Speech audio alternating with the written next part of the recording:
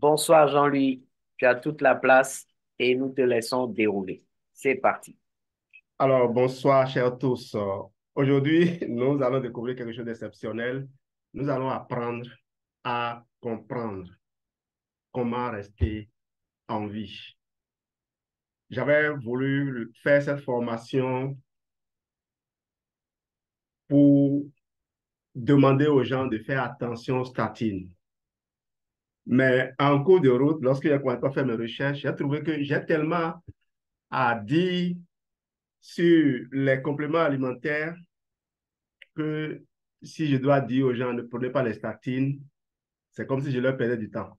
Parce que de toute façon, les gens ne m'écouteront pas. Et c'est pour ça que je veux m'appliquer à partager ceci. C'est que l'Institut national de recherche médicale de la France, l'INSERM, a partagé. Parce qu'en lisant leur dossier, je me suis rendu compte qu'ils étaient un peu proches, je vais dire un peu proches de ce que le docteur Restrand a souvent partagé dans son livre. C'est d'ailleurs le livre de Dédé Restaurant que j'avais pris au début. C'est de là que je voulais tirer les choses. Et après, je me suis dit, pourquoi pas. Pour commencer, il est essentiel à la composition des membranes qui entourent nos cellules. C'est bien le cholestérol. Participe à la formation des connexions entre nos neurones et permet la synthèse de substances telles que les acides biliaires, la vitamine D ou encore certaines de nos hormones. Bref, avoir du cholestérol est tout simplement vital. Je vais vous inviter à suivre les reportages d'une chaîne YouTube 36 degrés 9. C'est sur cette chaîne que j'ai suivi un peu sur le cholestérol, le point sur les statines, et j'ai voulu partager cela avec vous. C'est très important parce que vous serez surpris de constater que à la date d'aujourd'hui, des gens continuent de prescrire des statines et ça va continuer. Ça va continuer. Comme nous ne sommes pas dans la position du prescripteur, même moi-même qui vous parle, qu'à Dieu ne plaise, s'il devait m'arriver de me retrouver entre les mains d'un prescripteur, je vais devoir consommer. Mais tout en consommant, quelles sont les marges de manœuvre que vous avez? Donc, je voudrais aussi donner de l'espoir à ceux qui sont déjà dans cette phase-là et permettre à ceux qui n'y sont pas de s'activer pour éviter d'en arriver là. Vous avez perçu un peu les contenus que nous voulons développer. C'est un peu chargé. C'est quoi le bon cholestérol? On va faire le point là-dessus. Le bon cholestérol, encore meilleur après une infarctus du myocarde. Et je vais là vous permettre de découvrir pourquoi il faut encore consommer le fromage arctique 6 super oméga 3. Les maladies cardiovasculaires, alimentation, microbiote, immunité, tout est lié. Et là, c'est un communiqué de presse donné par l'INSERM dans sa salle de conférence le 27 novembre 2023. Vous voyez, c'est très proche là. Et le contenu vous permet de retourner au confort digestif. Vous allez adorer qu'il faut simplement aller utiliser notre protocole P34 et la suite. J'espère avoir la possibilité ce soir de vous édifier à jamais quant à l'importance qu'il faut accorder à ces formations. Pour être acheminé depuis cet organe vers les cellules qui en ont besoin partout dans notre corps, le cholestérol voyage dans le sang à l'intérieur de véhicules nommés LDL. LDL veut dire Low Density Lipoprotein. C'est une protéine, lipoprotéine, de faible densité. D'autres véhicules sont chargés de collecter les molécules de cholestérol usagées ou superflues et de les rapporter au foie pour recyclage ou élimination. Il s'agit des high density lipoprotéines, toujours protéines, lipides, protéines et lipides combinés, lipoprotéines de haute densité. Ces dernières interviennent notamment pour décharger les vaisseaux sanguins des amas de cholestérol susceptibles de s'y accumuler, par exemple lorsque leur quantité en circulation dépasse les besoins de nos cellules. Là, c'est ce qui est écrit. C'est pas ce que moi je retiens. Et j'espère que chacun de vous sera assez inspiré pour retenir ce qu'il faut. Le cholestérol est indispensable. Le corps, s'il fonctionne bien, régule les choses de sorte que on ne parlerait jamais d'excès. Mais il y a des familles où les gens naissent avec ce handicap génétique. Et ce sont ces personnes-là, c'est seulement pour ces personnes qu'on a reconnu sous certains cieux l'utilité de suivre certaines thérapies. Pour tout le reste, des scientifiques d'un niveau très élevé ont été radicaux. Ce n'est pas la peine. Et voilà le schéma qui explique bien le fonctionnement. Il y a la route vers le foie. Le HDL qui va passer, et regardez, il va ramasser le cholestérol LDL qui traîne par là, qui va le ramasser. Eh bien, le LDL va se déposer progressivement. C'est pour être utilisé. Rappelez-vous tout ce qu'on a fait sur les hormones. Quand on a parlé de la thyroïde, quand on a parlé des glandes surrénales, le cholestérol est à la base. C'est le cholestérol qui va être utilisé. S'il n'est pas bien utilisé, vous allez le retrouver et croire qu'il est en excès. Et là, vous comprenez pourquoi notre approche est validée ici. S'il n'existe qu'une seule sorte de cholestérol, son impact sur notre organisme dépend donc du véhicule qui le transporte. Et là encore, le docteur Restreint ne dit pas exactement ça. Mais ce n'est pas grave. On va réussir à s'entendre. Parce que ce que je souhaite, moi, c'est juste vous ressortir dans tout ce que les scientifiques disent qu'ils vont défendre, de ressortir, moi, la place que j'ai en tant que FBO, tout le travail que j'ai tellement à faire que je n'ai même pas le temps d'aller contester certaines choses. Associé au LDL et en excès, le cholestérol va finir par abîmer et boucher nos vaisseaux sanguins, élevant ainsi le risque de maladies cardiovasculaires. On parle alors de mauvais cholestérol. Mais lorsqu'elles sont transportées dans des HDL, les molécules de cholestérol ne sont plus nuisibles, d'où leur surnom de bon cholestérol. La compréhension de ces mécanismes a ouvert une piste de recherche thérapeutique intéressante. En augmentant la quantité de HDL qui circule dans l'organisme, il serait théoriquement possible de réduire le risque cardiovasculaire induit par une présence excessive de cholestérol. Hélas, jusqu'ici, aucune des stratégies testées pour y parvenir n'a réellement fonctionné. Vous voyez ce que je disais, c'est eux-mêmes qui disent ça. Mais les chercheurs n'ont pas dit leur dernier mot. D'autant plus qu'ils ont découvert d'autres atouts des HDL. Je viens à peine d'en prendre. Je mangeais et j'ai eu une arête. J'ai senti qu'une arête s'est glissée là. Je ne serais pas là en train de vous parler actuellement. Je serais peut-être en route vers l'hôpital si je n'avais pas certains outils sous la main. J'ai juste croqué 4 gélules d'Atixi et personne ne sait que j'ai eu un souci comme ça. Et croyez-moi, pour avoir utilisé le programme que je vais vous proposer à la fin, je sais que tous les revêtements internes ont conservé leur structure. Vous savez, le tube digestif de la bouche, de l'œsophage jusqu'à l'anus doit avoir une certaine texture, une certaine structure pour que lorsque vous mangez des chips, lorsque des trucs durs passent, ça ne crée pas de lésions. Et donc, lorsque vous allez commencer par avoir des problèmes du genre ulcère, des problèmes d'autres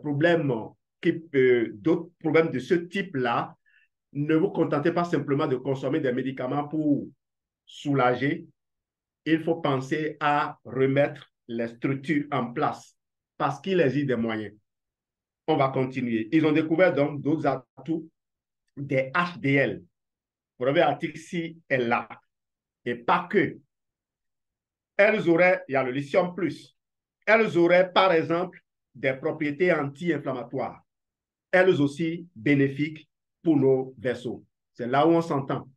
parce que on verra aussi ça dans leur dit. En attendant, si votre taux de cholestérol est trop élevé, la solution reste d'appliquer des mesures éprouvées pour le faire diminuer. C'est l'INSEM qui dit ça, les scientifiques de l'INSEM qui dit ça. Appliquer des mesures éprouvées pour le faire diminuer. Au programme, une activité physique régulière.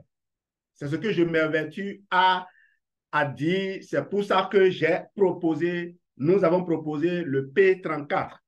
J'ai peut-être murmuré ce programme quelque part, mais c'est des communicateurs avertis comme Mami Flo, comme Papa Oumar, comme Grand-Sœur Souki, et j'en oublie des meilleurs, qui ont fait la promotion de ceci.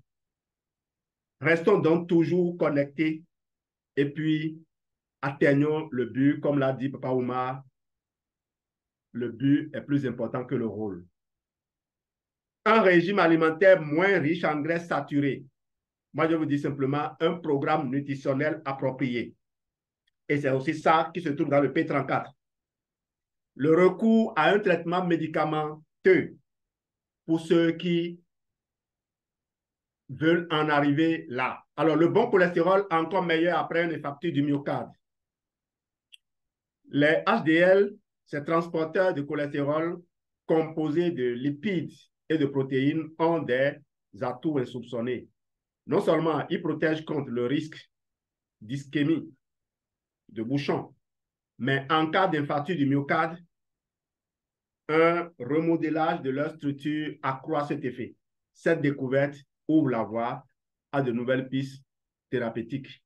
Le HDL cholestérol est communément appelé le bon, par opposition au LDL cholestérol. Le HDL, appelé le bon, par opposition au LDL. Alors, j'ai oublié de vous dire qu'en dehors du LDL, il y a aussi le VLDL, le Very Low Density Lipoprotein. D'accord? OK. Le HDL présente par ailleurs une activité antithrombotique. Ça évite de créer des thromboses, c'est-à-dire qu'il réduit le risque d'agrégation plaquettaire qui conduit à la formation d'un thrombus susceptible d'obstruer une artère. Il possède également d'autres propriétés intéressantes. Une activité anti-apoptotique qui protège les cellules de la paroi vasculaire, les cellules endothéliales ou encore une activité anti-inflammatoire. Bref, augmenter la concentration de HDL dans le sang, consommer donc suffisamment de forever arctic super oméga 3.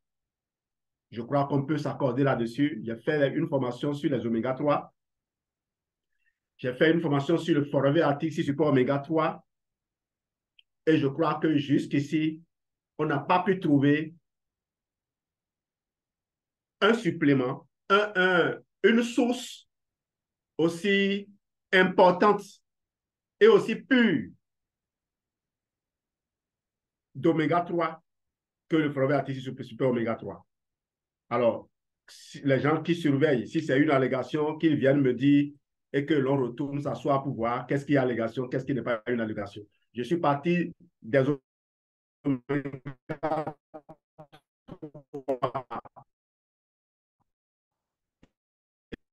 de tout ce qui est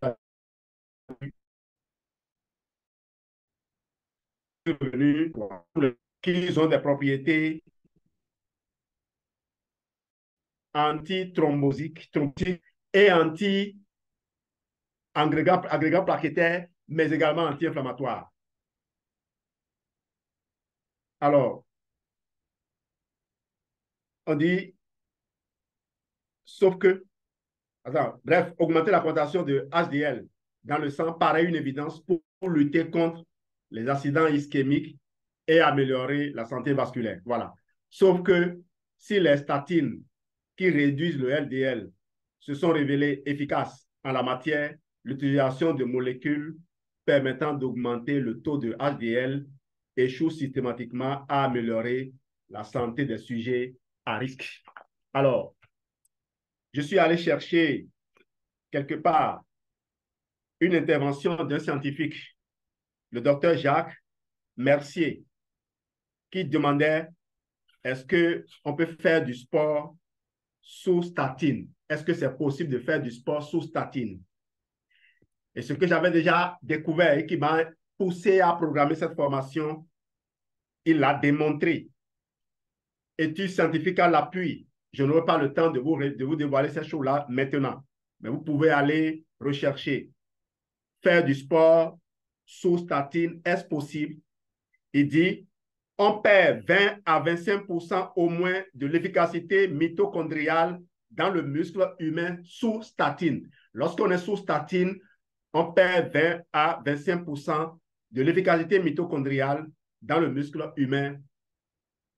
Et c'est ce que des utilisatrices de statine ont déploré, qu'elles ont dû arrêter parce que les douleurs étaient insupportables lorsqu'elles voulaient faire du sport.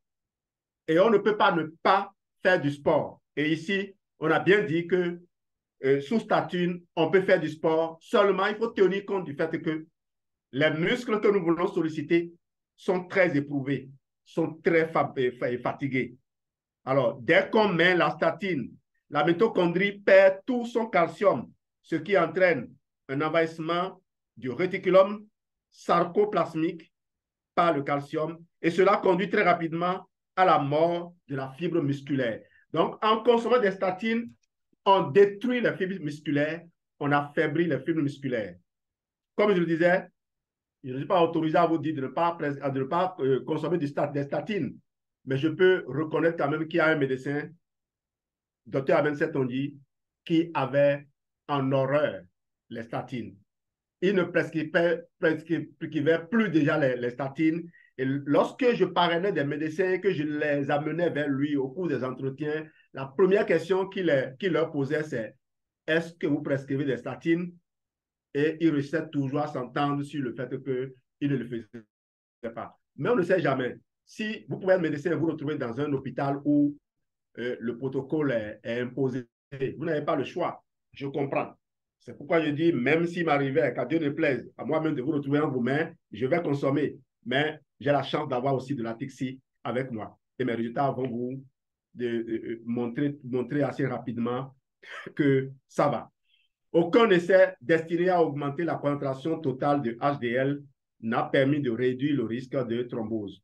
Je pense cependant qu'il ne faut pas remettre en cause cette approche, mais la travailler beaucoup plus, l'affiner. Il existe différentes fractions de HDL possédant des structures et probablement des fonctions différentes. Nous devons repartir de là et comprendre comment chacune d'entre elles fonctionne pour mieux les cibler. J'espère que vous avez suivi. Certains vont se demander, mais est-ce qu'il ne se contredit pas? Non, je ne me contredis pas. J'aime bien mon esprit. J'aurais coupé cette partie si ça n'avait pas d'intérêt pour moi. Si ça pouvait vous induire en erreur. Eh bien, je l'ai laissé pour vous montrer que on peut dire que le HDL n'est pas bon, que Forvet-Atixi est inutile, mais ce serait de l'ignorance parce qu'on ne saurait pas aller plus loin, voir quelle qualité de HDL c'est. Eh bien, je rappelle que Forvet-Atixi comporte en dose très équilibrée l'acide éicosa-pentaénoïque et l'acide docosahexaénoïque, les fameux EPA et DHA. Eh bien, la plus grande source de DHA, c'est l'huile de calamar. Et voilà la chance que nous avons d'avoir Forever avec nous. Le HDL forme en effet une population hétérogène de particules. Voilà, ceci, je vais passer rapidement là-dessus, parce que ça va ennuyer les autres. Mais les scientifiques, ça peut leur donner des idées. Voilà. Et je le laisse aussi parfois parce que mes formations, après, quand je publie sur YouTube, c'est moi-même qui m'assois et je marque bien une pause. Je mets la télé sur pause pour pouvoir bien regarder et bien réfléchir sur le sujet. Donc, ne soyez pas offusqués s'il y a des diapos qui vous paraissent ennuyeux. Une activité antithrombotique supérieure. In vitro, après avoir mis ces fractions en contact avec des plaquettes de sujets sains, ils ont eu la surprise de constater que la fraction, voilà, c'est la même chose qui continue. Et voilà, nos résultats suggèrent que les HDL2 subissent un véritable remodelage à l'occasion d'un accident thrombotique, conduisant à une augmentation de leur efficacité et à une diminution des risques de récidive, mais les mécanismes associés à ce remodelage restent à découvrir. C'est toujours le sujet du changement de nature, de l'amélioration de la nature, l'utilité plutôt, la plus grande utilité des HDL après un infarctus. Athérosclérose, une évolution lente, mais parfois dramatique.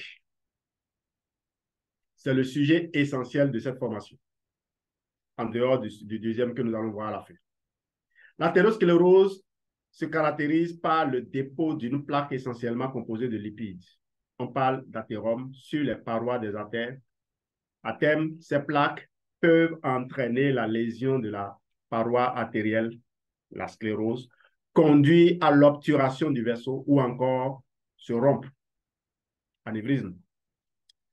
Non, pas anévrisme. Hein. La plaque peut se rompre et si elle se rompt, elle va rentrer dans la circulation pour aller créer de thrombus quelque part, avec des conséquences souvent donc dramatiques. La recherche est extrêmement orientée vers la compréhension des mécanismes conduisant à la fragilisation d'une plaque et à sa rupture.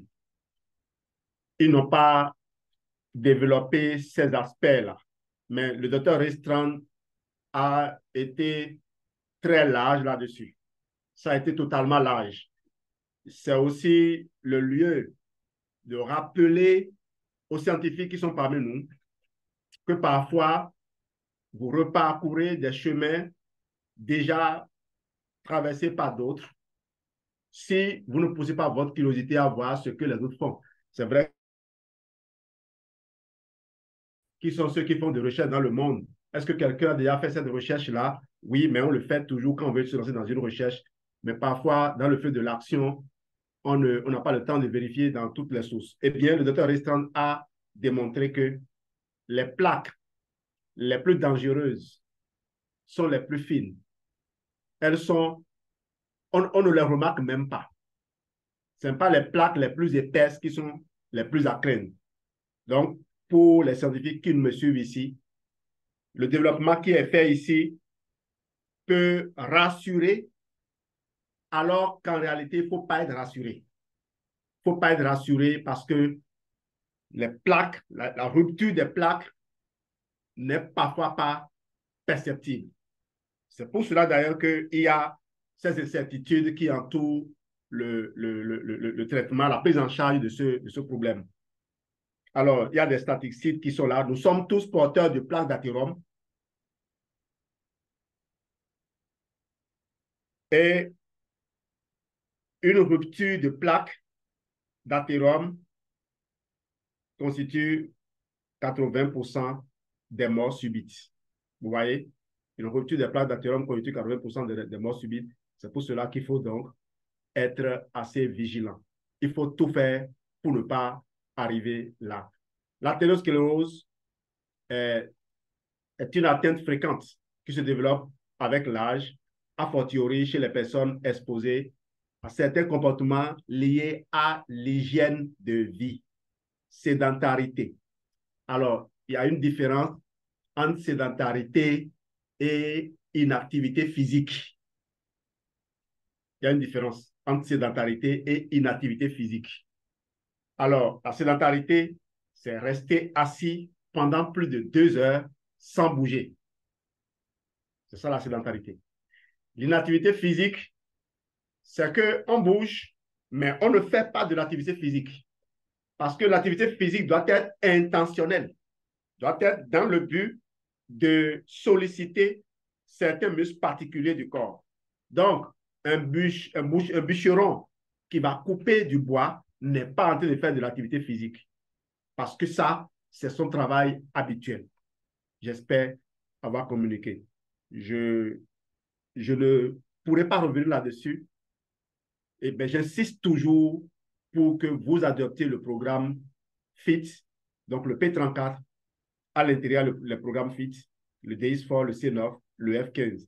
En faisant les exercices du programme FIT, vous allez découvrir toutes les variantes d'activité physique, même les défis que les gens vous demandent de faire sur votre téléphone portable, c'est je vais dire, c'est une distraction.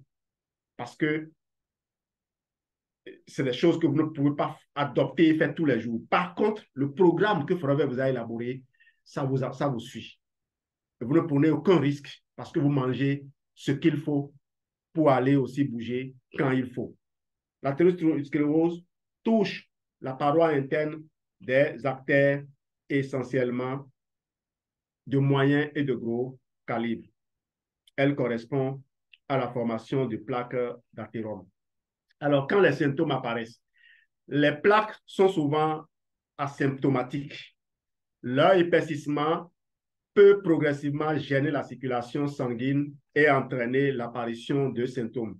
Le plus souvent, cet épaississement survient au niveau des artères coronaires qui entourent le cœur, des carotides qui entourent le cou et des artères des membres inférieurs, engendrant des symptômes localisés.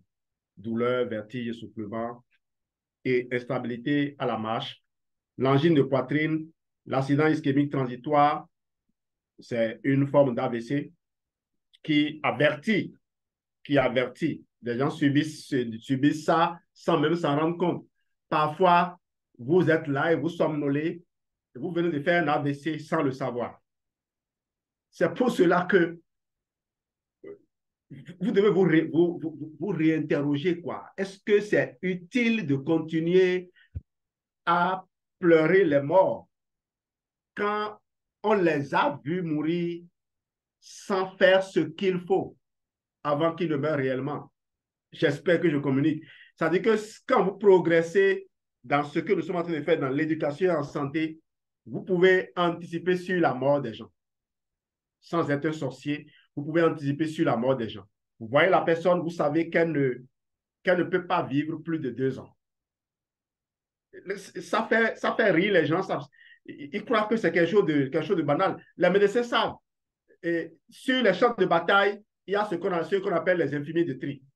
Les infirmiers de tri, lorsqu'ils regardent un blessé, si celui-là est déjà perdu, ils savent qu'il est déjà perdu. Et ils le laissent pour aller chercher ceux qu'on peut sauver. Ça ne sert à rien d'aller sauver quelqu'un qui est déjà mort et de laisser quelqu'un qu'on peut sauver et continuer à souffrir. Les graves complications liées à l'athérosclérose découlent de la rupture des plaques, entraînant la formation d'un caillot qui bloque la circulation sanguine et provoque une ischémie dont les conséquences peuvent être graves ou mortelles.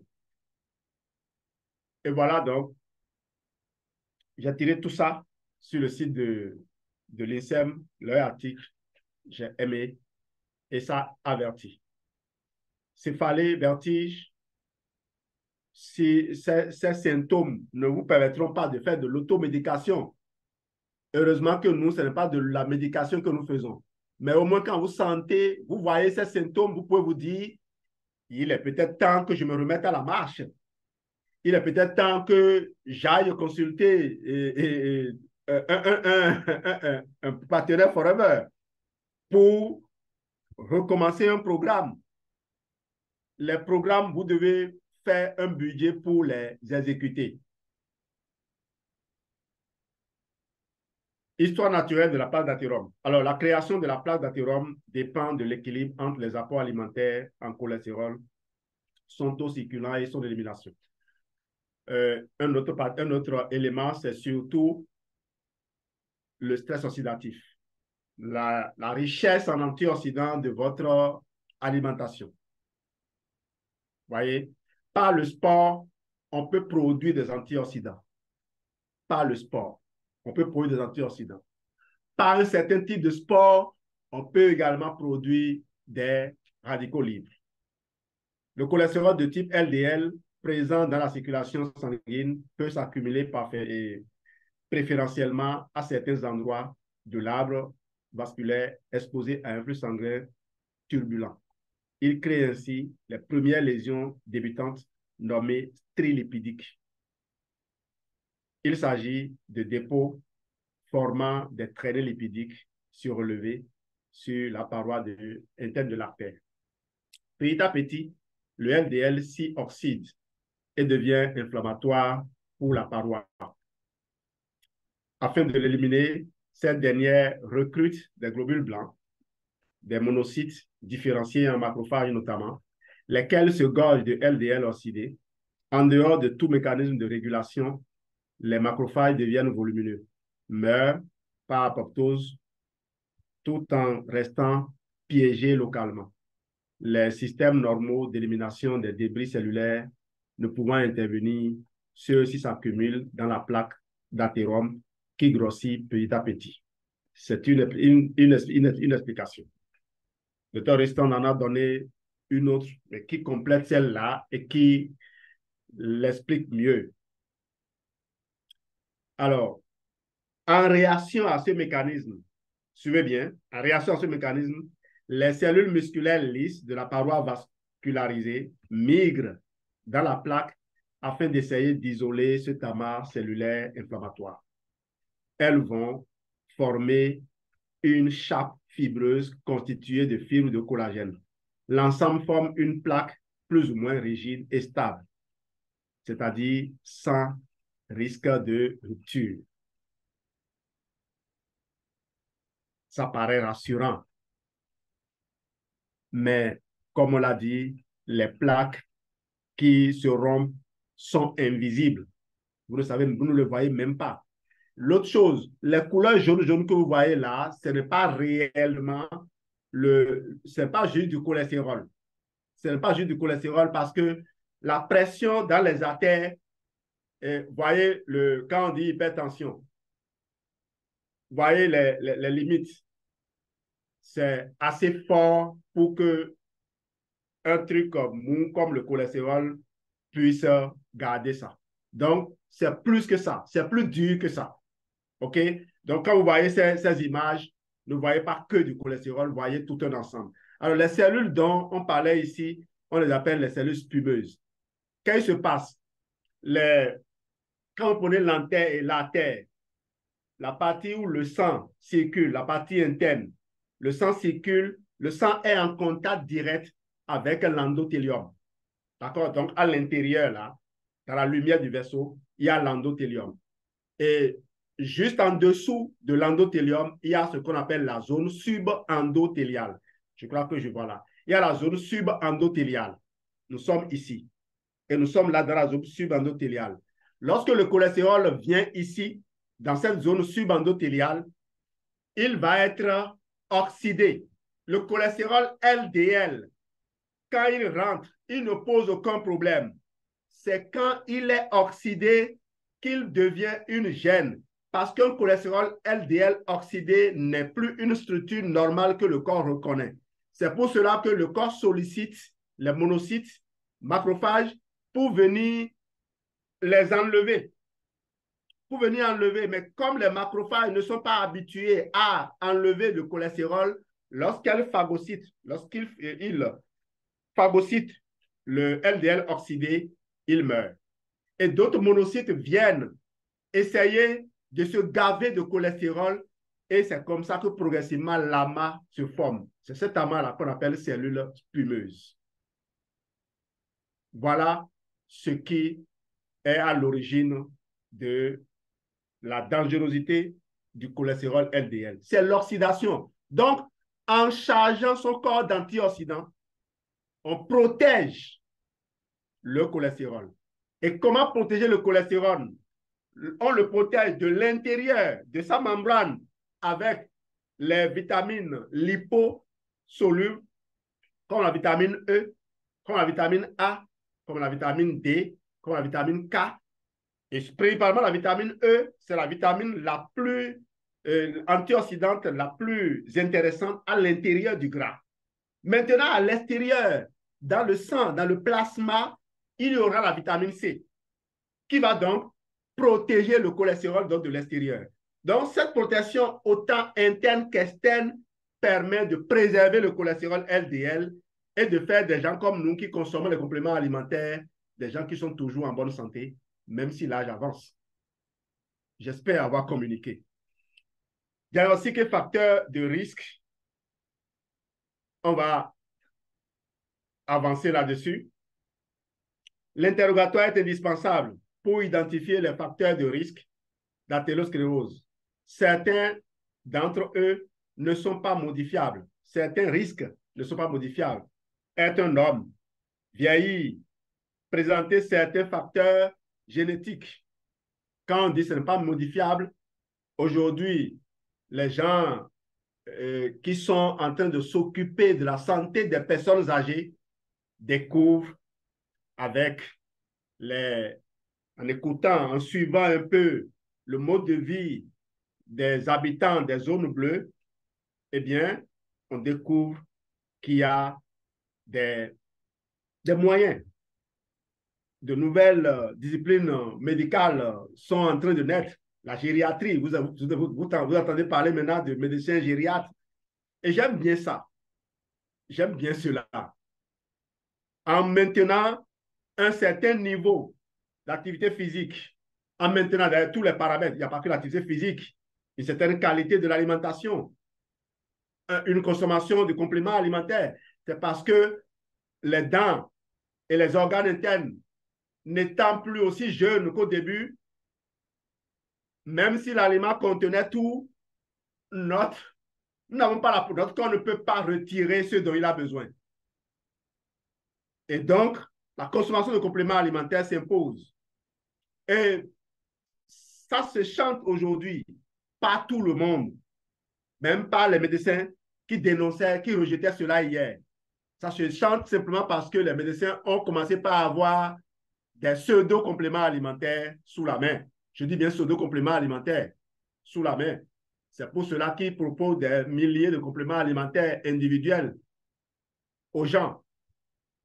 Quand je propose à quelqu'un 10 associations de compléments alimentaires Forever, c'est des milliers et des milliers de constituants que vous retrouvez. Donc, ne croyez pas que c'est pareil. Donc, d'autres éléments, taux de cholestérol sanguin, tabagisme et autres, hypertension, surpoids.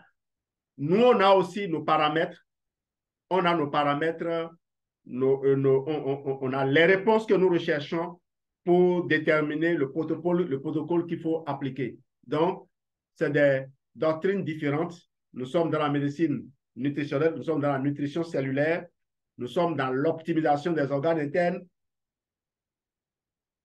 Et cela, on est outillé pour, on est formé pour. Diagnostic et facteurs de risque. Par ailleurs, les examens comme l'électrocardiogramme, l'échographie Doppler, c'est ça que vous voyez là-bas, ou l'artériographie vont permettre d'observer les plaques et d'évaluer leur dangerosité en mesurant notamment leur épaisseur. Si vous ignorez longtemps les sensations, si vous prenez de l'aspirine ou ce que les gens vous proposent de prendre pour contrôler le cholestérol, si vous ne faites pas ce qu'il faut à temps, vous arriverez là-bas. Et même quand vous serez là, n'oubliez pas de nous faire appel. On va peut-être vous tirer un peu les oreilles, c'est pour rire, mais on va vous aider, on va optimiser vos organes. Des facteurs de risque épisodiques. Donc, de récents travaux ont montré que le stress émotionnel est un facteur de risque de rupture des plaques d'athérome. Comment on peut maîtriser le stress, ce stress-là? Comment on peut le maîtriser? Je vois des gens qui disent, ils ne sont pas stressés. Je suis dans mon bureau là aujourd'hui, et puis quelque chose tombe derrière moi, mais je suis sauté, mon corps a battu. Si tu n'as pas outillé ton cœur, tu ne veux pas dire que tu préserves quoi? Un pneu éclate quelque part à côté de toi, mais tu vas sursauter. Tu ne veux pas maîtriser ça. Tu veux traverser la rue, un camion klaxonne, tu vas sursauter. On a beau être émotionnellement intelligent, ce n'est pas facile de tout contrôler. On a des phobies parfois qui ont disparu. Les gens ont des phobies de serpents. Ils vivent dans des endroits où ils n'ont plus jamais vu de serpents. Et puis un jour, l'autre tombe sur un serpent.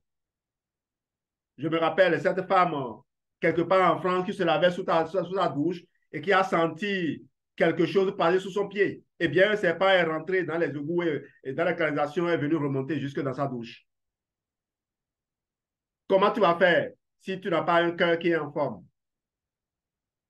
mon ami, la meilleure protection, c'est de te renforcer de l'intérieur tout en continuant à faire les exercices à l'extérieur.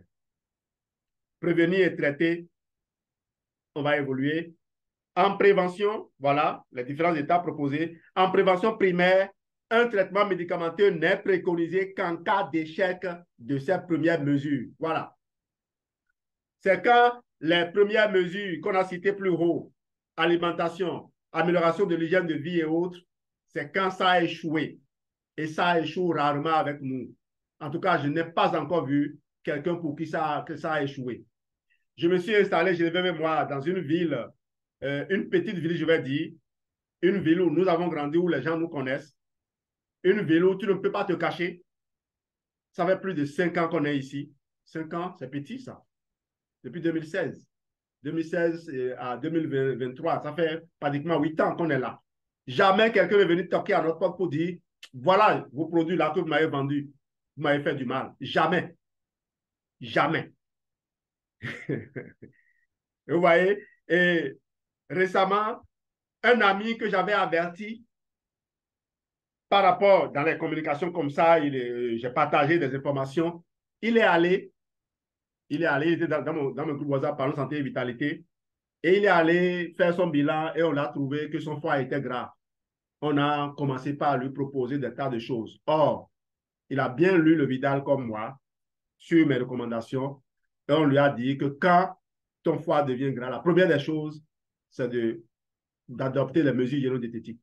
Il est venu me voir immédiatement. Il est venu me voir immédiatement. Il a dépensé l'équivalent de 2 fois son salaire. Et aujourd'hui, il ne manque jamais d'atixie.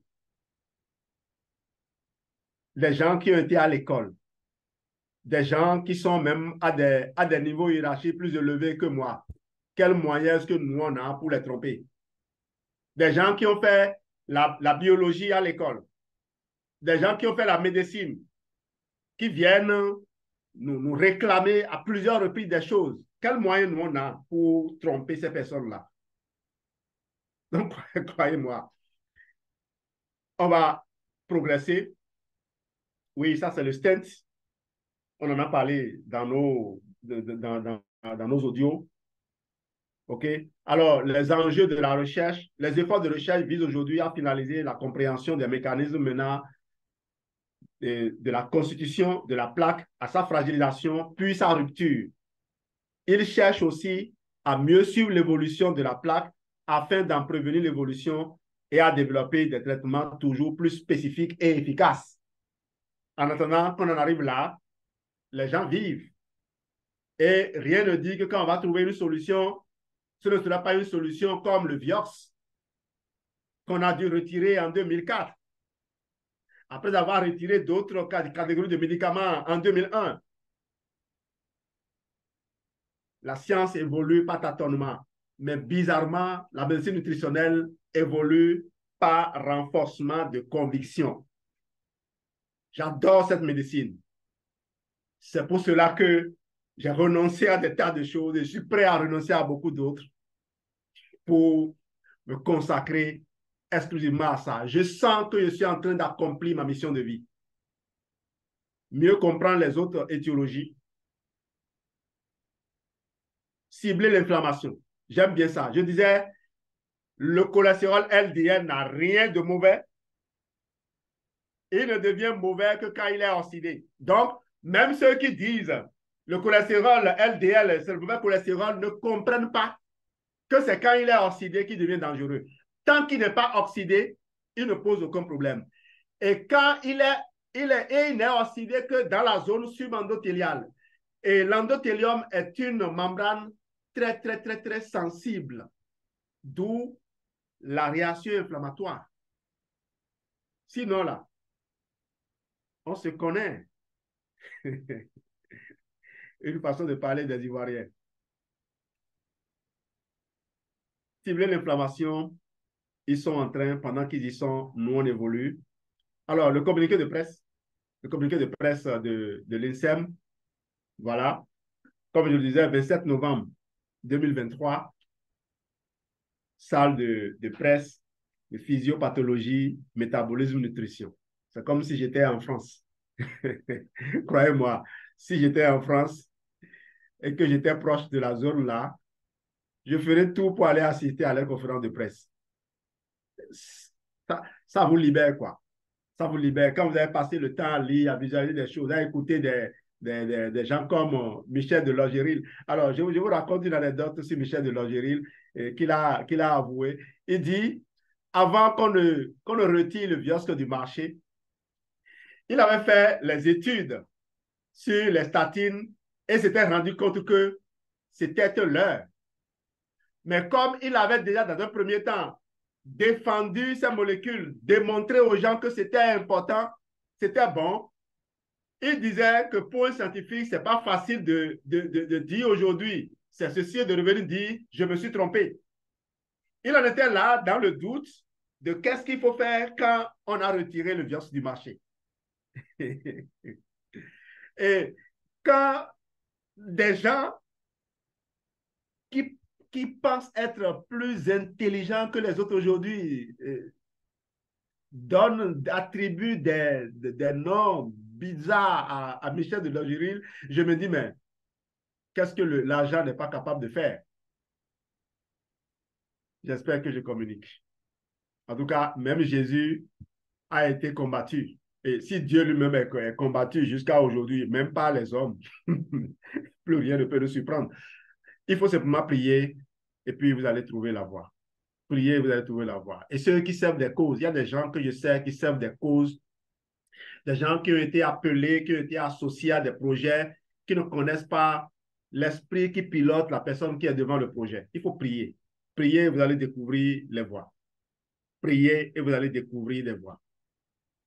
Il faut vous tromper sincèrement. On suppose que vous vous trompez sincèrement.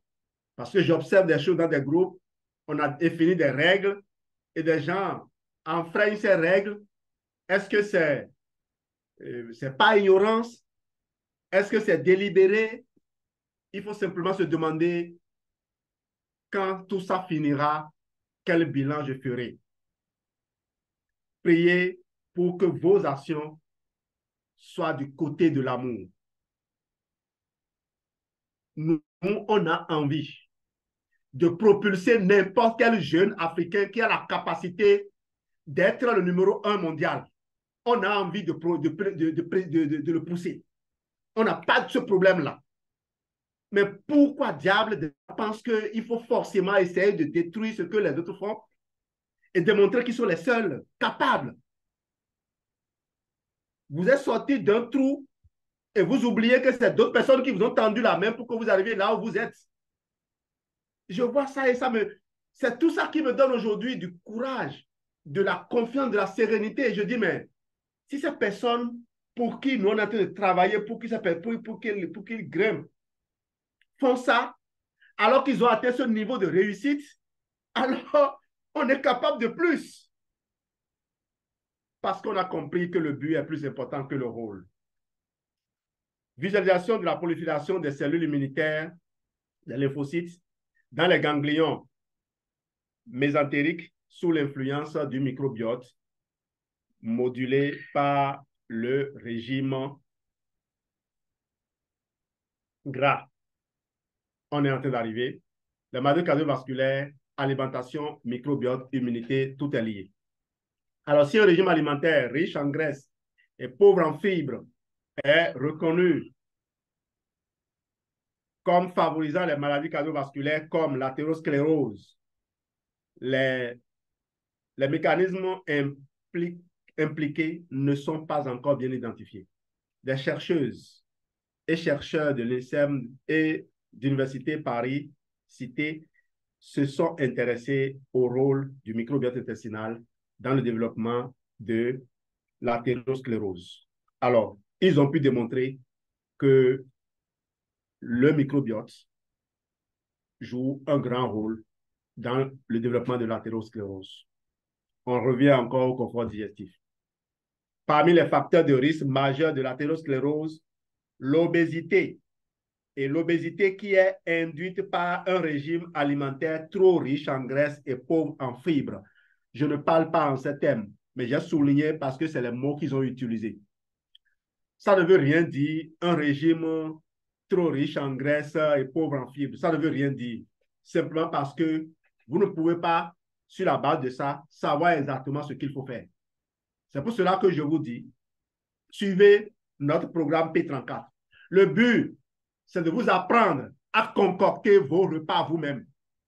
Parce que vous n'allez pas pouvoir dépendre des autres tout le temps. Je vous parle avec conviction, une conviction immodérée et illimitée parce que j'ai fait mes recherches. Dans les hôpitaux aux États-Unis, on a interné des gens. On les a suivis pendant 6 mois. Leurs paramètres sont devenus normaux. Mais quand on les a renvoyés à la maison, parce qu'il n'y a plus le suivi, ils sont redescendus. Les personnes que je suis depuis 15 ans à Forever, ceux qui sont fidèles, n'ont jamais changé. Et je connais des gens qui y étaient. Mami Nana est là. Mami Oyemade est là. Et papa, le mari de Mami Oyemade, il n'a jamais souffert de problème quelconque, pas même de celui de la prostate, à plus de 80 ans. Et il continue d'être hyperactif. Voilà. Voilà des exemples qui nous édifient. On va donc avancer. Vous avez déjà eu assez d'informations ici. Je crois que mon objectif est atteint. Alors, les FBO, qu'est-ce qu'ils peuvent pour vous? Les FBO sont outillés pour vous aider à élaborer votre programme personnel d'hygiène de vie, facile à mettre en œuvre. Vous bénéficierez d'un encadrement et d'un suivi personnalisé. Vous apprenez des expériences des autres. Vous recevez encouragement et motivation en continu. Vous allez même retrouver des vocations. C'est parce que vous n'avez pas encore fait l'expérience. Quand vous avez fait l'expérience, vous comprenez pourquoi tant de gens sont enthousiastes. Faites-le. Priez pour vivre ça, ne serait-ce qu'une seule fois. Alors, Maman Africa a conçu une fiche. Nous en sommes inspirés pour concevoir une fiche encore plus pratique, mais on a exploité tout ce que Joël Bonnefoy a utilisé. On a juste conceptualisé pour que même les analphabètes, quand on leur explique, ils puissent faire les échanges, les premiers échanges avec le prospect. Lorsque vous prenez quelqu'un, il faut le connaître. Et j'ai fait l'expérience avec tout le monde. Je me suis rendu compte que ça marche. Ça marche. Vous pouvez capter l'écran, je peux vous envoyer la version PDF, mais retenez simplement qu'il faut poser une série de questions aux gens. C'est-à-dire, dans notre premier entretien, on ne veut pas encore élaborer le CV de la personne. On veut juste on va connaître la personne sur le plan de la santé. Est-ce que la personne fait du sport? Est-ce qu'elle vit dans un environnement où il y a le stress? Son environnement est pollué? Vous allez compléter ça après quand vous allez faire la phase 2 où on va connaître la personne sur le plan de la réussite. Est-ce que la personne a des hémorroïdes? Elle fait du palu, nous sommes en Afrique, nous autres. Est-ce que la personne a des acouphènes? Ça, c'est chez vous là-bas. Donc, vous allez voir, recenser les mots les plus fréquents et demander aux gens s'ils ont, à la fin, s'ils ont reçu un diagnostic. Quel est le régime qu'ils suivent? Ça vous permet d'avoir des informations. Alors, nous, on a réuni les fiches là. Chacun a relié une centaine de fiches, d'accord, qu'on remplit et on numérote. Quand on prend la liste de noms, chaque personne sur votre liste, vous devez avoir les informations sur cette personne-là. Ces informations, vous allez les compléter peut-être 6 mois après, lorsque vous allez représenter la personne, les conditions ont évolué, vous allez améliorer. Tant que quelqu'un n'est pas décédé, sa fiche ne quitte pas votre chose là. Et il n'y a plus quelqu'un qu'on se contente juste d'inviter à une présentation. On cherche d'abord à connaître les gens sur le plan de la santé. Et quand on les connaît, on voit combien la base de manœuvre est importante. S'il y a des gens qui suivent actuellement Armageddon, ceux qui se sont inscrits à Spartacus suivent probablement Armageddon. Vous voyez déjà imprimé les listes. C'est en suivant Armageddon que j'ai dû aller revoir mes objectifs. Aujourd'hui, tous mes téléphones ont comme écran de veille mon tableau de visualisation. J'ai enseigné le processus du succès pendant des années. Je n'ai jamais fait ça. Mais en suivant Armageddon et en écoutant Michel, j'ai fait ça. Si vous suivez vraiment Michel, c'est sûr que vous avez déjà conçu un certain nombre d'outils. Allez, s'il vous plaît. Ne perdez pas le temps. On en revient au produit, les buvables comme base. Si une pomme par jour n'éloigne pas plus le docteur, pour toujours, essayez un verre d'aloès chaque jour. J'adore ça. Si une pomme par jour n'éloigne plus le docteur pour toujours, essayez un verre d'aloès chaque jour.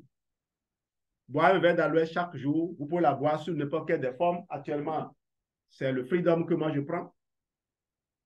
Le Freedom, pour ceux qui ne connaissent pas bien, c'est le Freedom que je prends.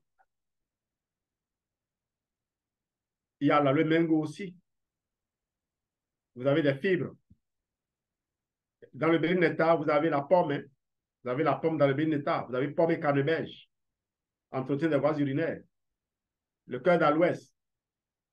Si vous voulez stimuler les glandes, pensez au cœur d'aloès.